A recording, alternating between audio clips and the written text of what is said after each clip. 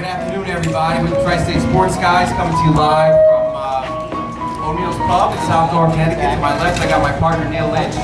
Made the trip up from Hoboken today to learn about some Norwalk sports, which I'm very excited about. I'm learning a lot. Yeah, you've already learned a lot about Norwalk sports. To my right, we got two special guests. I'm actually very excited. We've had a lot of good guests on over the last year and a half. You've been on the show, but this is a really, it's going to be a really exciting show to talk about. Some Norwalk High football, past and present. We're going to take us way back in this first segment here. So to my far right, we have a guest. This is his second time on the show, Callahan.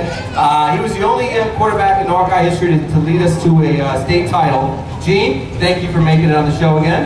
You're very welcome. All right, you're welcome. Mike right up. So, and to my immediate right, I have Mike Errico. Mike is a local historian from Norwalk. And Mike wrote a fascinating article, and I want to start with you, Mike, about an event that happened, and I consider myself a big Norwalk sports fan. I had never heard this story.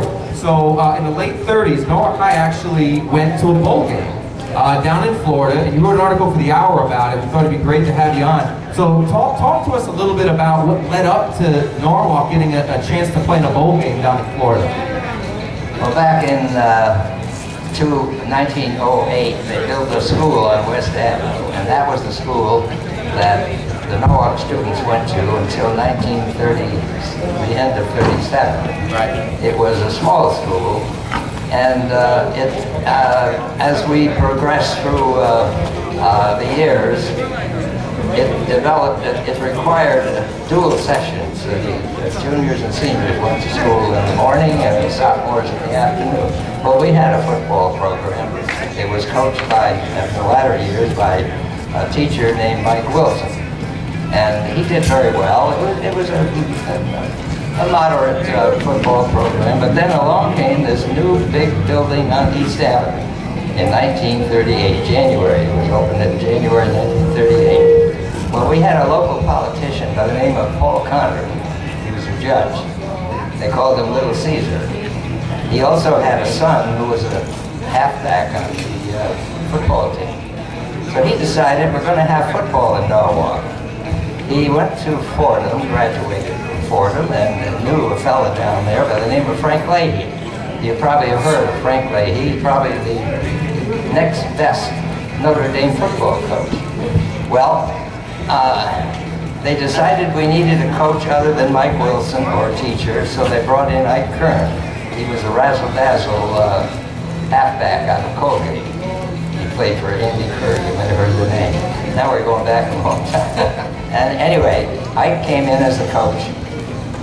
Paul Connery induced Frank Leahy to come up once in a while and talk to Ike. Between the two of them, Norwalk suddenly started getting interested in football. And I guess start with how do you get the uniforms and all of that business. Well, he also knew a fellow by the name of Colonel Lemuel Stupnagel. If you don't know that name, you never heard of that name, but anyway, he had a great radio program. There was no television, of course, so Colonel Stupnagel decided he was going to have, he got some of his Broadway friends together, and they had a big Palace Theater program where they got a lot of money. They built a fund for both the football team and the band. Alton Fraley was probably the first outstanding Norwalk musical director. They've had many since. Yeah, many since. So that was the start. The Norwalk team, everybody in Norwalk got behind this team. They took off with about I think after the first 5 games, the opposition had scored about 70 points. And then they ran into Danbury. Danbury was a traditional opponent of Norwalk, and they beat Norwalk 9-0. That was the only loss of the year. Beyond that, they won another couple of games, tied a couple of games, and toward the end of the season, there was talk about the Jacksonville Kiwanis Club, who wanted to put together a bowl game with a Connecticut team. Well, Norwalk and Stamford were the two that were selected to compete for this game down in Jacksonville. Stanford was a power. Norwalk had not played Stanford for many years. Everybody figured that's the end of it. But Norwalk won. Mickey Connolly was the catalyst of this whole thing. Mickey Connolly was a fellow who could pass, run, kick, drop kick, field goals, which you don't do anymore. Right.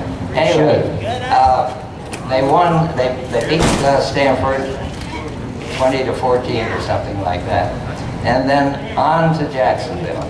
Norwalk was never like this. There were, I think, the train, which was for the team, had about 1,000 Norwalkers who went down. Is that right? And they got down there. They were in the Seminole Hotel. There was a corollary to this, which I think should be brought out. There was a Norwalk player by the name of Rudy Costa who was black. And Rudy did not go to Jacksonville. Yeah, I remember that from your article. Yeah, that's amazing. In any event, Rudy went to the Catskills for the week. And that was because Florida high school rules did not allow African Americans to play?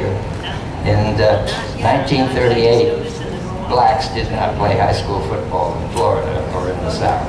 In any event, they went down to Florida. We had a great contingent down there. The game, I'm trying to remember here, at the end of the first half, I believe it was 7-0 Jacksonville. The Jacksonville team was made up of all-stars of several high schools, by the way. Meanwhile, Leahy was down there with us. That didn't hurt him. And they came out at the start of the second half and immediately went down the field. I think it was, I don't know, 60 or 70 yards, and tied the score. Connolly was, again, he was the guy. He scored the touchdown and he kicked the extra point.